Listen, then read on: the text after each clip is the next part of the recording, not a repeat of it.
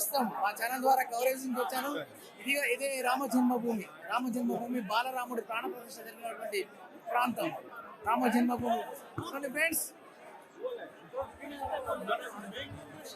రామ్లల్లా జన్మభూమి బాలరాముడి ప్రాణ ప్రతిష్ఠ. జై శ్రీరామ్, జై జై శ్రీరామ్, జై శ్రీరామ్, జై శ్రీరామ్, జై శ్రీరామ్. రామ జన్మభూమి రామ్లల్లా మందిర నిర్మాణం తర్వాత ప్రాణప్రతిష్ఠ జరిగిన తర్వాత పెద్ద ఎత్తున భక్తులు తరలిస్తారు. నిన్న జరిగిన ప్రాణప్రతిష్ఠ కార్యక్రమంలో కూడా స్వామివారిని దర్శించడానికి సామాన్య భక్తులకైతే అనుమతి లేదు. ఈ నేపథ్యంలో 7,000 మంది విఐపీల దర్శనార్థం తర్వాత నెక్స్ట్ డే స్వామివారిని దర్శించుకోవడానికి పెద్ద ఎత్తున కూడా భక్తులను అయితే సందర్శనార్థం అయితే పంపించారు.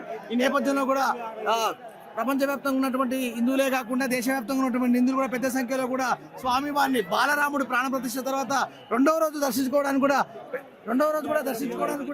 స్వామివారిని దర్శించుకోవడానికి కూడా పెద్ద ఎత్తున తరలి వచ్చారు. ఈ నేపథ్యంలో కూడా వివిధ రాష్ట్రాల నుంచి చెందినటువంటి హిందువులు కానీ సనాతన ధర్మాన్ని పాటించేటువంటి వ్యక్తులు కానీ పెద్ద ఎత్తున కూడా అయోధ్య రామ మందిర నిర్మాణం తర్వాత రామ్లల్లా నినాదంతో బాలరాముడి ప్రాణప్రతిష్ఠ తర్వాత కూడా స్వామివారిని దర్శించుకోవడం జరిగింది.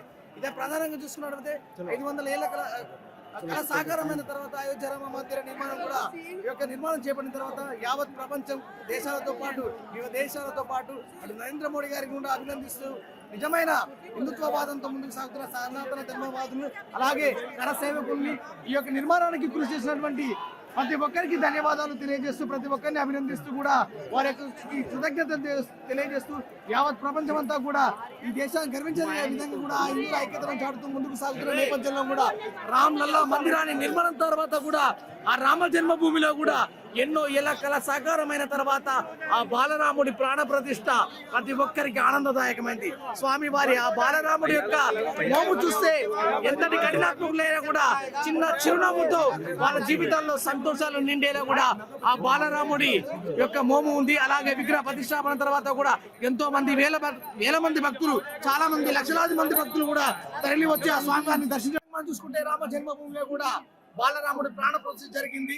ఇది ధర్మం ఎప్పటికైనా నిలుస్తుంది, గెలుస్తుంది, పోరాడుతుంది, సాధించింది, చివరికి విజయం సాధించింది. హిందువుల కళ సాకారం చేసిన నేపథ్యంలో కూడా దానికి ప్రత్యేక నిదర్శనం రామ జన్మభూమి రామ్లీల జన్మభూమి సందర్భంగా స్వామి వారిని దర్శించుకోవడానికి కూడా పెద్ద సంఖ్యలో కూడా లక్షలాదిగా తరలి వస్తున్నారు భక్తులు. స్వామివారిని దర్శించుకుంటారు. ప్రాణ ప్రతిష్ఠ జరిగిన తర్వాత స్వామివారిని దర్శించుకోవడం పట్ల ఎంతో మంది లక్షలాది మొహాలలో చిరునవ్వుతో పాటు హిందుత్వ విధానాలు, సనాతన ధర్మాలు, వైదిక గ్రంథాలతో పాటు ఇంకా హిందువులంతా మేల్కొన్నారు. హిందూ జాతిని సమగ్రంగా చిట్ట చివరి వరకు స్వామివారి యొక్క హిందుత్వాన్ని ఎవరు ఏ విధంగా ఇబ్బంది పెట్టే పరిస్థితి లేదని హిందువులంతా ఐక్యతంగా ముందుకు సాగుతూ నరేంద్ర మోడీ చేసిన మాటలు ఒక్కసారిగా గుర్తు చేసుకోండి.